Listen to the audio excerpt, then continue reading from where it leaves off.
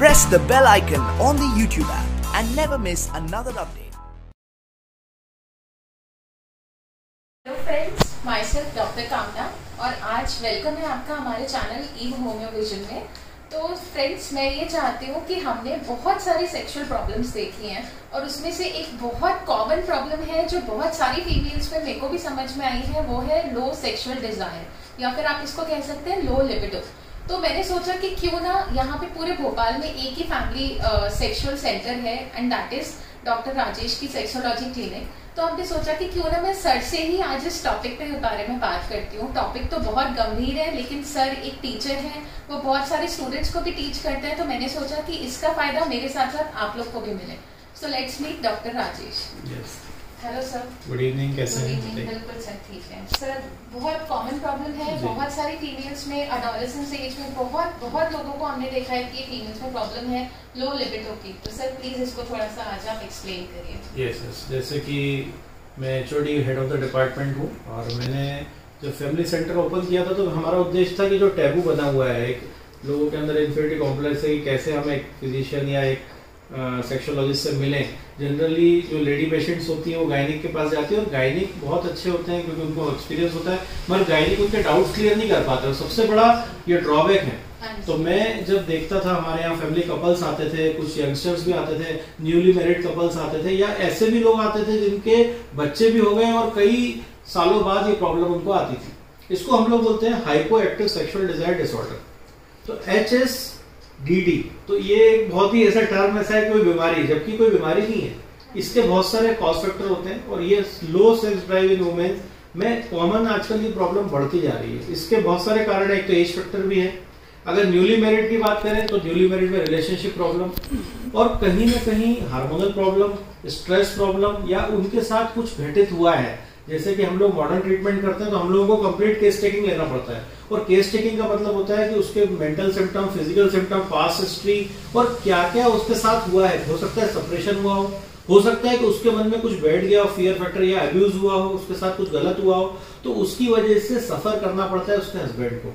तो जब हस्बैंड हमारे सामने आता है, मेल पार्टनर आता है, वो बोलता है सर मैं तो 100% ठीक हो गया हूँ आपकी प्रॉब्लम दवाइयों से, मगर मेरी वाइफ मुझे कोऑपरेट नहीं करती। ये एक दुखदायी कंडीशन बन जाती है। तो बहुत सारे रीजन है, साइकोलॉजिकल प्रॉब्लम अलग है, फिजियोलॉजिकल, मेंटल प्रॉब्लम, स्ट्रेस की वजह से, हार्मोनल की वजह से। तो हम अगर एज की बात करें तो एक एज के बाद जब मीनोपॉजल एज होती है, हमारे इंडिया में देखा जाता है 42 से 50 या 55 तक भी मीनोपॉज होता है। उसके बाद भी ड्राइनेस ऑफ द वेजाइना, बहुत सारे कारण है, hormonal imbalance, estrogen level down होने लगती है। मगर जो एक यंग कपल है जो ये सफर कर रहा है उसको समझ में आना चाहिए व्हाट आर द, उसको हम बताते भी हैं कि क्या वो लाइफ स्टाइल प्रॉब्लम तो नहीं है, क्या कोई मेंटल इश्यूज तो नहीं है, क्या उसके अंदर कोई थायराइड की। जब ओवरऑल इन्वेस्टिगेशन करा कर आ जाते हैं वो बोलते हैं सर थायराइड भी नहीं है, कोई इनको प्रॉब्लम, उसके बाद भी ये प्रॉब्लम आती है तो हम उनकी केस टेकिंग करते हैं। तो केस टेकिंग के बाद क्लियर हो जाता है कि what is the actual cause for hypo active sexual desire disease. तो इसमें हम लोग कॉज फैक्टर को रिमूव कर देते हैं तो बहुत अच्छे रिजल्ट्स मिल जाते हैं। तो सर आप प्लीज कुछ एक्सप्लेन करेंगे कि आप क्या मैनेजमेंट देते हैं इसमें? देखिए, मैनेजमेंट दो टाइप का होता है। एक तो लाइफ स्टाइल, तो लाइफ स्टाइल तो सुधारनी पड़ेगी, जैसे मॉर्निंग वॉक हो गया है ना, हाइजीन मेंटेन करना हो गया। जनरली लेडीज अपना इतना बिजी हो जाती हैं, अगर बच्चा नहीं हुआ है तो भी, और बच्चे होने के बाद तो इंसान बिजी हो जाता है, तो वो एक अपना प्राइवेट पार्ट्स को क्लीन नहीं करना, उसको हाइजीन नहीं रखना। लुकोरिया एक बहुत बड़ी प्रॉब्लम है और वो लुकोरिया एक फिजियोलॉजिकल होता है, आप भी डॉक्टर आप जानते हैं, और एक होता है पैथोलॉजिकल। पैथोलॉजिकल में इचिंग होती है जिसको हम लोग वेजाइनाइटिस भी बोलते हैं और उसमें बर्निंग सेंसेशन, यानी कहीं ना कहीं फंगस इन्फेक्शन हुआ है, अटैक हुआ है, उसकी वजह से वो डिस्चार्ज होता रहता है। इचिंग बहुत ज्यादा, बर्निंग, उसकी वजह से वल्वा सेंसिटिव हो जाता है और किसी किसी का तो वल्वा पहले से सेंसिटिव होता है तो उसको डर रहता है कि मेरे को डिस्पेरोनिया है, यानी डिस्पेरोनिया में मेडिकल टर्मिनोलॉजी इसका तो पेनफुल, तो वो पेन उसको पार्ट में नहीं है, पेन यहाँ पे है। तो दिमाग से एक डर होता है, टैबू होता है कि सेक्सुअल एक्टिविटी करने में दर्द होगा। बहुत सारे मेरे पास फीडबैक आते हैं कि सर आपका जब काउंसलिंग हुई तो हाइपो एक्टिव सेक्सुअल डिजायर हमारी प्रॉब्लम सॉल्व हो गई वाइफ की। तो हम लोग कोई स्टेरॉइड नहीं देते, हम लोग सिल्डेनाफिल नहीं देते। जनरली डॉक्टर सिल्डेनाफिल लिख के सोचते हैं ड्राइव बढ़ा देंगे, ऐसा नहीं है। जब तक हम रूट कॉज को दूर नहीं, हो सकता है उसका कोई सेक्सुअल प्रॉब्लम, उसकी कारण कुछ और रहा हो जिसकी वजह से उसके मन में बैठ गया कि आपको ड्राइव नहीं हो पाएगी अच्छी।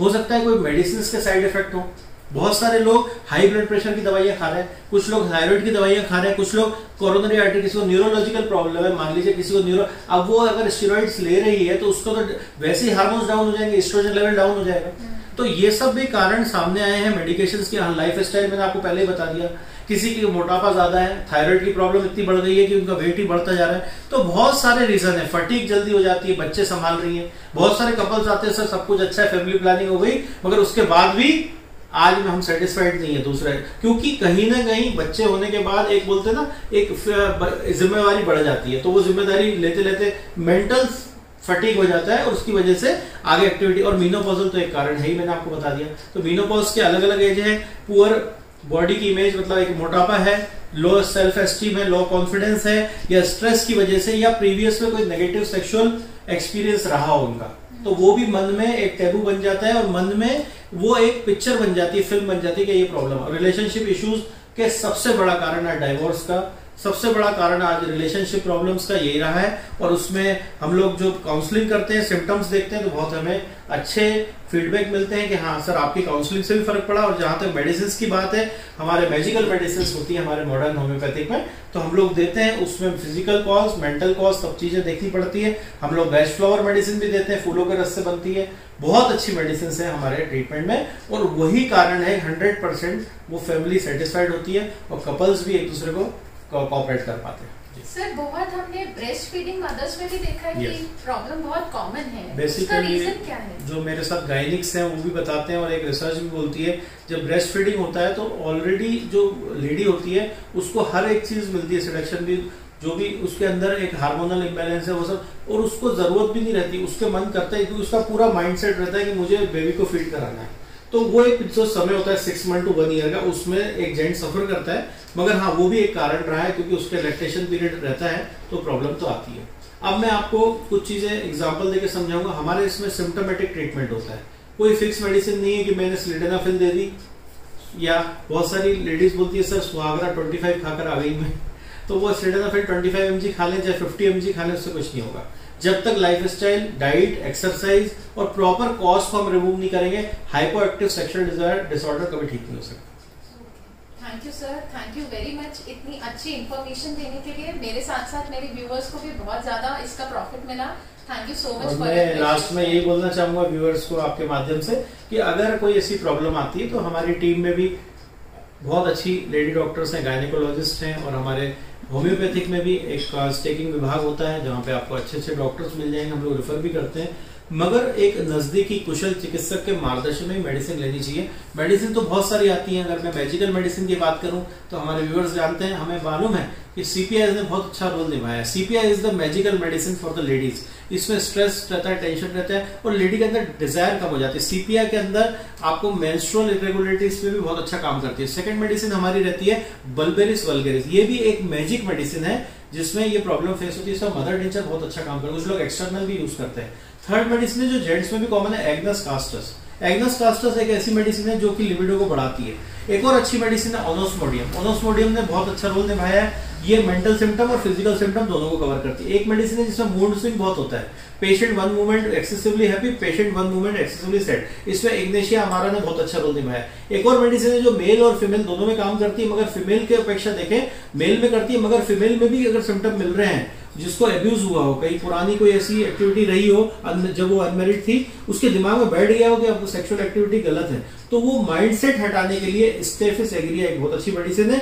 Last but not the least, जिसमें ड्राइनेस बहुत ज्यादा होती है लेडीज को वेजाइना में, उनके लिए नेट्राम्यूर मेडिसिन बहुत अच्छी है। ओवरऑल हम देखें, हाइजीन मेंटेन रखें, फ्रूट्स डाइट लें, डिटॉक्स डाइट लें, और अगर किसी कुशल चिकित्सक के मार्गदर्शन में अगर मेडिसिन लें तो बहुत अच्छे रिजल्ट्स आ जाते हैं। और बाकी हमारे अगर टीम से मिलना है तो हमारी टीम भोपाल में हॉस्पिटल है, वहां पे प्राइवेसी के साथ लेडी डॉक्टर्स भी रखे हैं हमने, वो भी ट्रीटमेंट दे सकते हैं। Thank you so much sir, आपके इतने प्रेशियस टाइम और इतनी प्रेशियस इन्फॉर्मेशन के लिए। Thank you so much. Welcome, take care.